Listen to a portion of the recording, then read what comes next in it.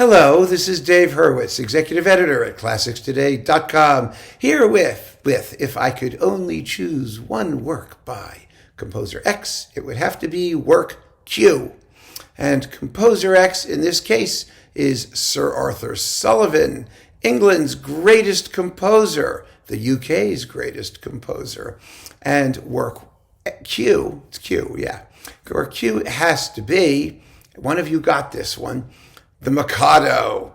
Absolutely, the Mikado. Now, every time I say that Arthur Sullivan is England's greatest composer, I get all sorts of, huff puff and steam and wind coming my way, because they say, well, what about Elgar and what about Vaughan Williams? And my answer is, yeah, what about them? What did they do that is indisputably the greatest thing that anybody has ever done?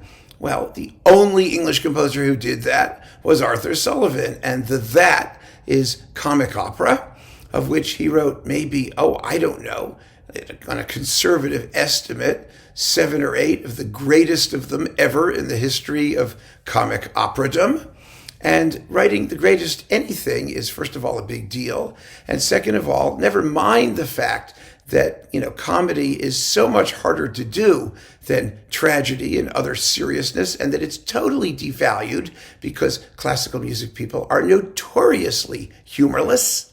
I mean, really humorless. Even when somebody does something funny, they're very serious about how humorous they are, which is, they tell you very sententiously, oh, isn't that funny? Ha, ha, ha, ha, ha, ha.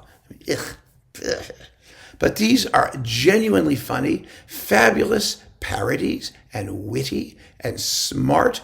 They have some of the best libretti that ever graced a work for the stage by W.S. Gilbert, who was a genius in his own right. And I stand by what I said.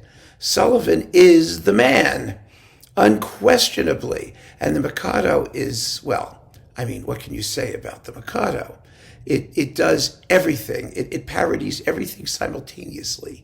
It is such a work of genius. First of all, it parodies the fad for Asian subjects, for Orientalism, for this trend in Western civilization that touches up with just a patina of exoticism, a plot which is as local and domestic and Western as possibly can be, which is, of course, the whole thing about the Mikado, because the society is hardly Japanese.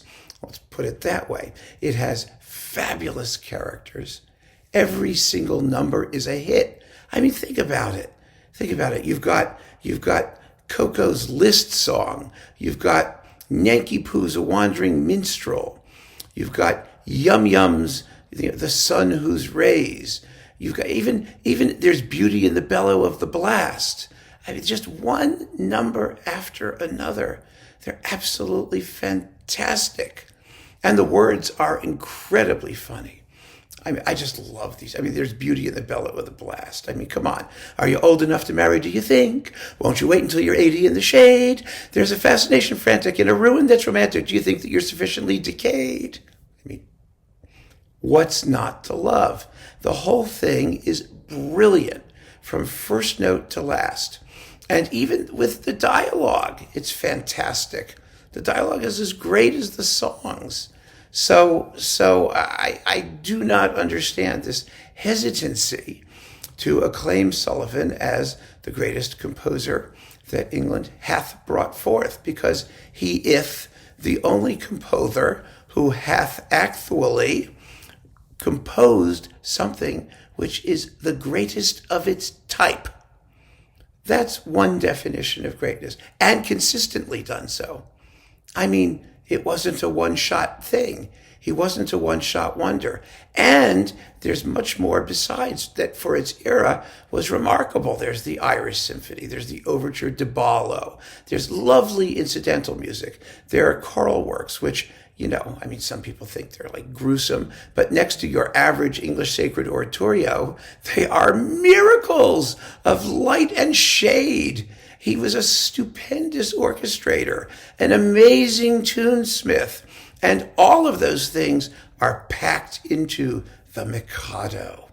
So, I just am not buying any excuses or alternatives when it comes to that. And I know that the evil god Kankrazans will listen to the Mikado and say, you mean there's more of this? And you people don't even understand how good it is? I mean, that alone is enough reason to destroy classical music and everything in it, because you're not deserving of its more wonderful creations, because you don't know a good thing when you see it, because you don't recognize the wonderfulness and uniqueness of great humor and comedy.